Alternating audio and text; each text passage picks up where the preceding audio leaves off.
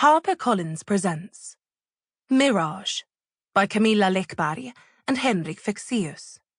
Translated by Ian Giles. Read by Sofia Engstrand. 1. 14 days to go.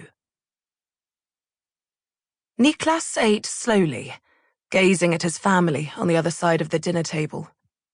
It was only December 17th, which meant it was a little too early for his liking to put up the Christmas decorations, but he and his daughter had decided to make a start now.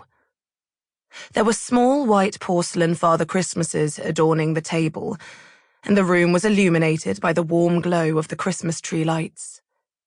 They had realized that a spruce might be a little tired-looking by Christmas Eve if they brought it inside now, so they had hung the string of lights above the table and were using it instead of the normal light. His daughter was wearing a knitted jumper with flashing red and green LEDs enmeshed in it, while he had donned a bright red Christmas tie in honor of the meal. His suit was ash grey, just as always. There were limits to this madness. He raised the fork to his mouth, loaded with another bite of grilled pineapple glazed with ginger, chili, and honey. As it happened, he didn't believe that fruit belonged on a dinner plate. But his daughter loved pineapple. She probably preferred it to the juicy Kobe beef. Oh well, that would leave more for him. The others at the table were just as occupied with their food as he was, which was why they didn't seem to notice the way he was looking at them. That was fortunate. He probably looked rather daft, but he couldn't help that. For want of a better description, he felt at ease. This was a new feeling, although, in the end, it hadn't taken much to achieve it. It hadn't taken a dazzling career, even though he was exceedingly successful. Nor had it required a magnificent apartment on Östermalms Linnégatan, although he really did appreciate the home he and his daughter shared. All it had taken was for the three of them to sit together at the table.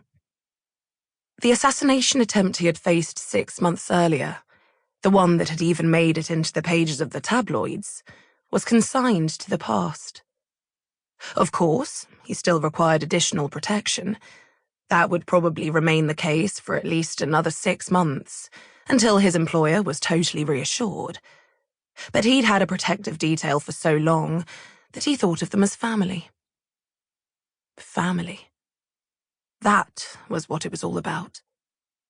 His daughter was 16 and on the way to becoming a woman, and he thought he'd done a pretty good job of teaching her about the world. Of course, she sometimes said she hated him, but that was doubtless just a teenage thing.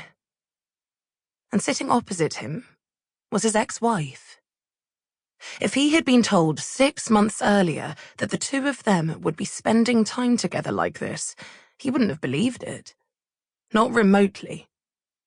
But the cliché was true. Time healed all wounds.